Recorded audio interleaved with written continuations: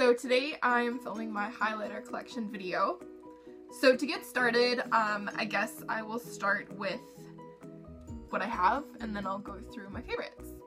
So my first two that I have are from MAC, and MAC's highlighters are a little bit more, they're drier than a lot of the ones on the market, but the ones that I have right now are Whisper of Guilt, which is an extra dimension skin finish. This one was limited edition a couple years ago. I know they sometimes come out with it with limited edition collections so that people are able to purchase it.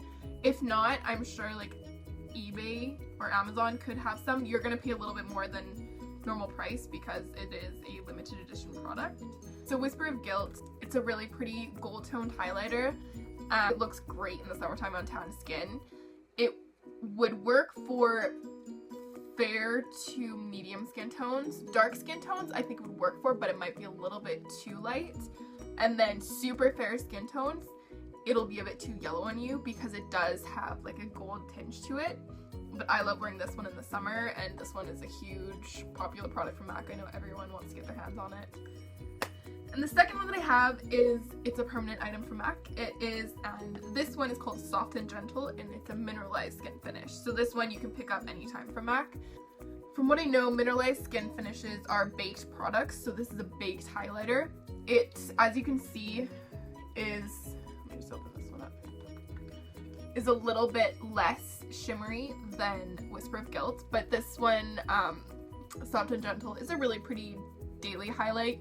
It doesn't give as much shimmer or shine as Whisper of Guilt, but it is good for every day. So my next two are from Becca. They are so different from normal highlighters I find. They have just, they're almost creamy, and because they're creamy-ish, they give off such a high pigment, pretty glow. I just love them so much. So the first one that I have is in Opal.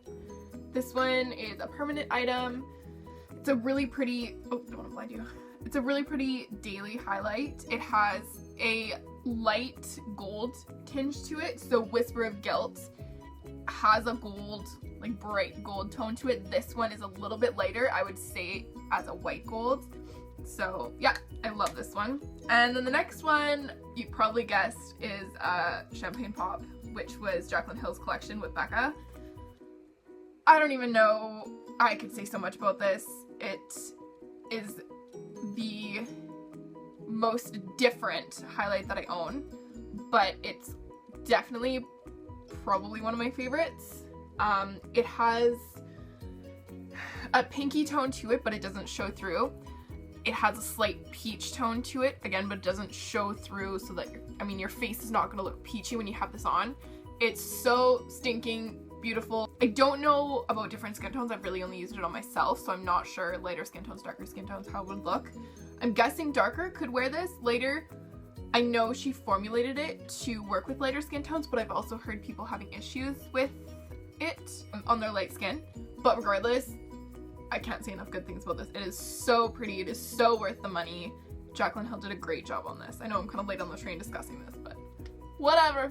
So my next one is a purchase that I made last year. It cost a crap ton of money, but it was so worth it, and it's my favorite highlight for summer. This one is a Bobbi Brown Shimmer Brick, and it is in the shade Bronze. So that's what it looks like right here. It's a lot like the MAC mineralized skin finish, so I think it's a baked powder. I'm not sure. It's a little bit drier than the Becca ones, but it's so gorgeous in the summer. Fair skin tones probably want to steer clear of this unless you're tan, because it does have a darker pigment to it, so it's not just gonna show up as like a highlight on your cheek. It's gonna bronze your cheek slightly. So that's why I tend to wear this mostly in the summer, because when I'm tan. But oh, it just brings the prettiest sun-kissed glow to your face. I love this powder. Definitely pick up Bobbi Brown Shimmer Brick in Bronze. So my next highlight is Mary Luminizer by The Balm. This one was actually my first highlight, I think. I think Becca Opal was after it, but this one, I was kind of like, well, I should probably try a highlighter because people keep talking about it and, you know, glowy skin. So this one was my first real highlighter purchase. It's a really pretty white highlight, not like frosty white, but it doesn't have any gold in it. So this one, again, great for every day.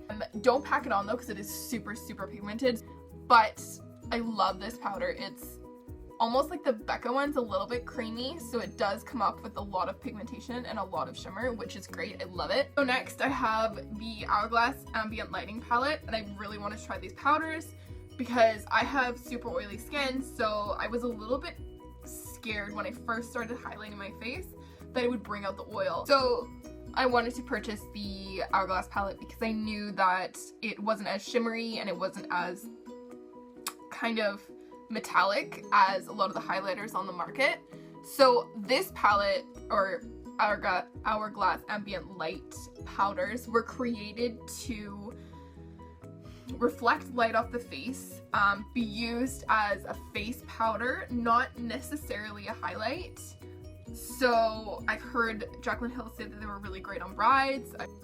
I wanted to try it as, not as a setting powder because I know with my oily skin that I can't, but I bought it as kind of an alternative to a highlight. Maybe I could use it in more places than I could use highlights, as in under my eyes, maybe on my chin, whereas right now I can't put something like the Mary Luminizer on there because I get so oily and it would just make me look like an oily mess. So anyways, this palette looks like this.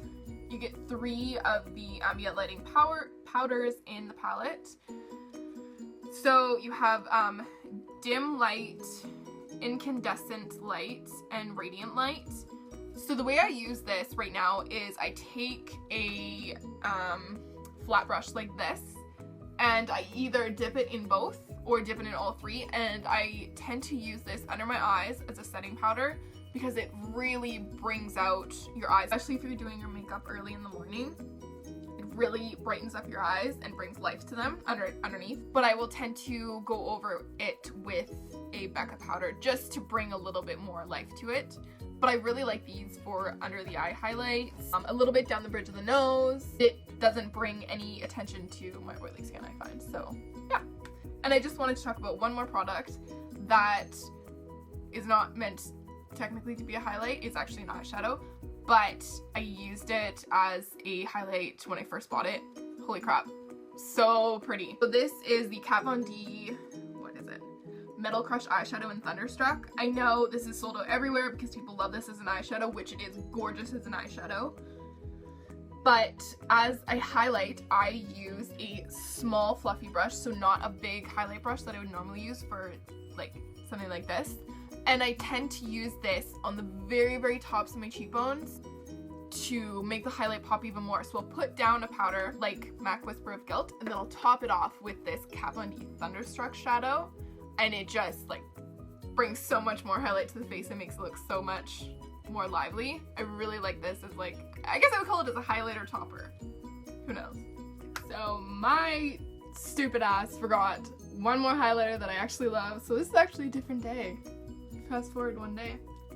One more highlighter that I want to talk about is the Anastasia Illuminator in the color Starlight. This one is another one of my favorites.